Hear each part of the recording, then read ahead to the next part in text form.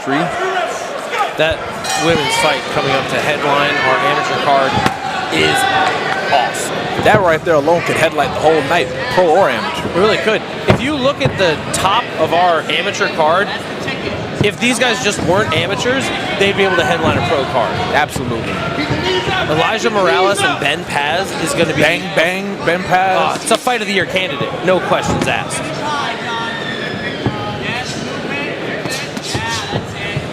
Dressman and Brayant doing work. Dressman and Perez did not come to play around, boys.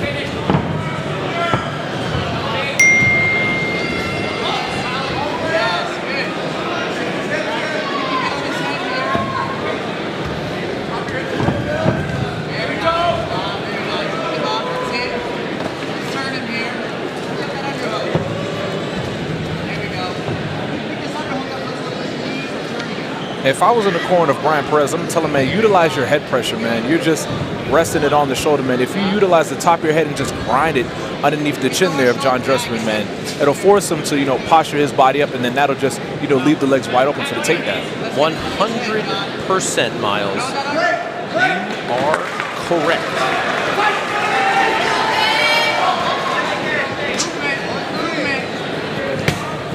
Ugh, that was chunky. Good fake body, go to the overhand by Dressman.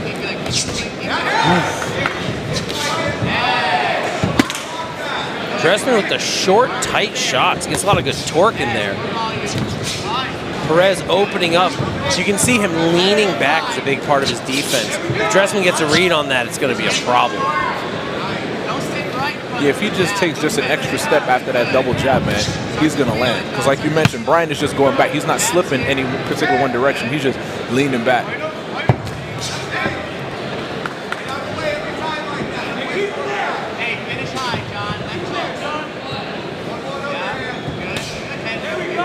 Ooh, calf kicks got effect. Dressman shaking Perez's base with it. Great slip overhand by Dressman. Perez opening up big. When we get overhands and lead hooks as starting strikes, they're so noticeable because they're so much bigger than, say, a jab or a cross. Dressman's being really smart playing behind his straight shots. He's keeping them tight. He's letting his shoulders throw them instead of his arms. And Perez is there for them because of it, while Perez is whipping overhands and lead hooks that sure are going to do bigger damage, but they're all missing because they're all full of tells. Yeah, and I like this because this is like a fight that fans like to see. Not too many attempts. There's only that one initial early attempt for a takedown, but both of these guys here are sitting in the center there, man, and just throwing down. This is a fan favorite kind of fight because neither guy is backing up in any way, shape, or form. No, they're staying there nice in the pocket there and exchanging strikes. It's like the Combatagon is even smaller than before. I don't think they touched the fence. I think they stayed within the Combat Night circle. Yeah, and truthfully, this is the bigger Combatagon that we have here. Do we know how big this one is? I know the one we use in Fort Lauderdale is 18 feet. So maybe we're looking at 22, 24? Yeah, the one that's usually at Sway, that's the smaller one. Yeah. And rightfully so. Sway is a small club. Not here at the Coliseum in St. Pete. Yeah, if you don't know, you should ask Miles, because then you'll know. It's huge. To me, just eyeballing it, I feel like this is one of those, this is right up there with, anytime we go to like the convention center in Jacksonville or, areas like that. I heard someone say it was like 600 seats, but it's impossible. It's got to be over 1,000. No, it's definitely more than that. It has to be. Because when we're at the Crib Royale, it's over that, and this seems like it's seating more people than that. The Caribe Royale is massive, though. And here, these gentlemen picking up right back where they started. John Dressman with those calf kicks. Brayant Perez standing there in the pocket with those strikes.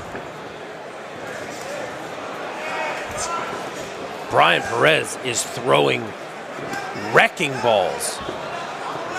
Dressman doing a really good job of reading the situation. And if he's forced to take the kick, he's shooting him straight down the pipe. Great hand placement on that guard. Those leg kicks are going to take their toll eventually. But if he can keep touching Perez's jaw every time he fires them, he's going to have a lot of success. Great sprawl, good pummel, uses the underhook to peel Bryant's hands up to a more manageable placement. Yeah, that takedown attempt down to Brayant caught me by surprise because he just got so spoiled by the first round with all the exchange of the strikes there. You forget sometimes that this is MMA. You can do it all. You can do anything you put your mind to. Positive push.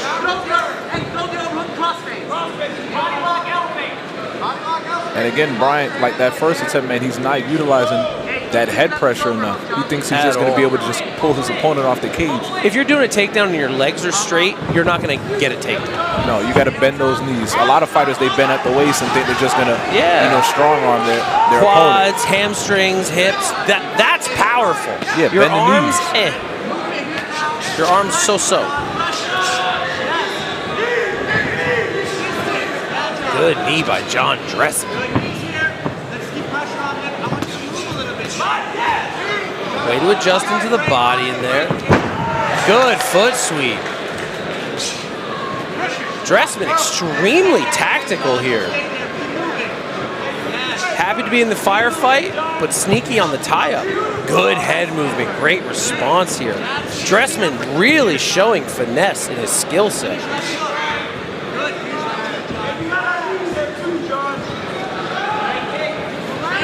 It seems like even though Brayant Perez is landing more volume, it seems like John Dressman is a little bit more accurate with his shots. Perez is throwing bigger, but I don't see a match of big overhand, big left hook. Dressman in on the double leg, pushes Perez to the fence. Smart work here by Dressman. Dressman seems much more the veteran than his record would insinuate. Yeah, he felt one taste of that power, and then John Dressman was shooting for the first attempt. It's like, it's Jeremy Stevens style. I don't have to do a lot. All I got to do is hit you one good time. And that's what it seems like Perez is pushing for. But as the rounds go on, that power tends to diminish. Miles, what is your Instagram if people want to follow you? You already know. The Black Santa _Amos. That name given to me by one of my first jiu-jitsu coaches, Ultimate Fighter alum, coach extraordinaire. Oh wait, me? Ben Stark. It's me! You can follow me on MMA Coach Ben on Instagram. If you're looking, Ramsey.White, the king of the audio video for the Combat Night crew. Follow him there. See all of our upcoming events and info. Combat Night MMA on IG. Remember, guys, if you are joining us for the fights tonight, take your screenshots, take your pics, take your clips. Be sure to tag Combat Night MMA. Let us know you're watching. If you want to tell us anything or you want to get some shout outs on air, shoot us a message. It just might happen.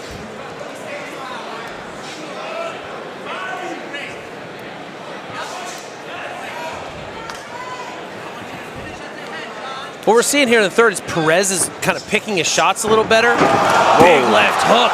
Hurts Dressman. Dressman hits the floor, bounces right back up.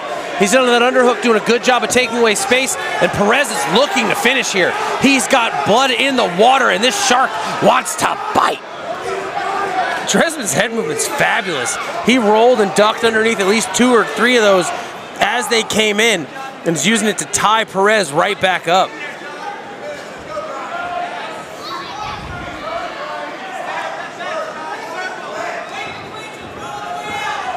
Perez looking for the break. You can see him backing up, looking to load. Dressman touching him short and light. Readying himself for Perez's shots, but those shots are whipping him around, even when blocked. Closing off the gap might be what serves Dressman well in this round.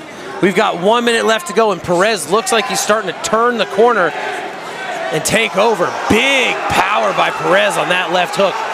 Shaking Dressman's head. Knee to the body, left hook. Oh man, Perez. Everything he's throwing is with bad intentions. Even like you mentioned, when John Dressman is blocking, man, Brayant Perez is still gonna feel it.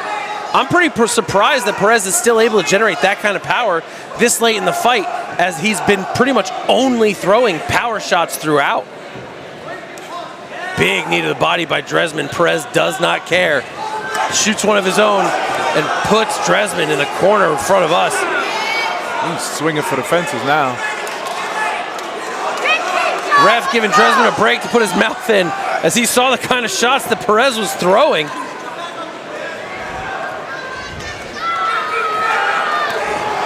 Huge left hook by Perez.